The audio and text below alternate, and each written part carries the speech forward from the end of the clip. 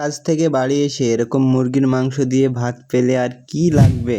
আর আজকের কাজটা এত সহজ ছিল, তোমাদেরকে দিলে তোমরাও পারবে। আসসালামু আলাইকুম guys, welcome back another mini blog. তো এখন আমি কাজে যাচ্ছি। সকালটা একটু মেঘলা মেঘলা ছিল, তাই আস্তে আস্তে কাজে যাচ্ছি। কাজে যাওয়ার পর আমার গাড়িটা আমি রাস্তার সাইডে এক জায়গায় রাখলাম। তারপরে বাগানে এসে দেখছি বৃষ্টি হচ্ছে। বৃষ্টি শেষ হয়ে যাওয়ার পরে আমিও আমার কাজ শুরু করে দিলাম। তো আজকে আমি কাজ করছি, এই বাঁশগুলো দেখছো পোতা আছে, এইগুলো তুলতে হবে আর এক জায়গায় জড়ো করতে হবে। তাই একের পর এক আমি তুলতে লাগলাম। বাঁশ তোলা হয়ে যাওয়ার পরে আমাকে এই জায়গায় জড়ো করতে হবে, তাই দেরি না করে এক একটা ঘাড়ে করে নিয়ে আসতে লাগলাম আর জড়ো করতে লাগছি। তো দেখো তোমরা আমি কিভাবে জড়ো করি। তো এইভাবে খাড়া করে রেখে দিতে হবে এই বাঁশগুলো। আমি এই বাগানের কাজ শেষ করে আর একটা বাগানে চলে গিয়েছিলাম। এই বাগানে খালি পাতা কাটতে হবে। তারপরে আমিও আমার কাজ শুরু করে দিলাম।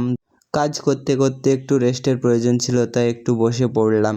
তো একটু বসে থাকার পর আমি আবার কাজ শুরু করে দিলাম। এটাই আমার শেষ কাজ ছিল, তাই আমি ফটাফট করে নিলাম। তো আমার আজকে কাজ শেষ হয়ে গেল, এবার বাড়ি যাচ্ছি। তো আমার এই মিনি ব্লগ আপনাদের কেমন লাগে সবাই কমেন্ট করে জানাবেন আর ফলো করে পাশে থাকবেন।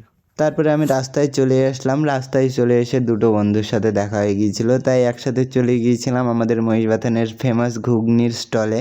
এটা সপ্তাহে দুদিন বসে, সোমবার এবং শুক্রবার, তাই ঘুগনিটা হাতে নিয়ে নিলাম। তারপরে খেয়ে টেস্ট করে দেখলাম যে ওয়াও কি সুপার হয়েছে ঘুগনিটা। তারপরে একসাথে আমরা বাড়ি চলে আসি। আর আমার এই মিনি ব্লগ ভালো লেগে থাকলে সবাই ফলো করে রাখবেন। তারপরে আমি খেতে লাগলাম বাড়িতে এসে। তো আজকে রান্না হয়েছিল মুরগির মাংস। তারপরে আমি খেয়ে উঠে পড়ি। তো আমার এই ব্লগ আজকে এই পর্যন্তই।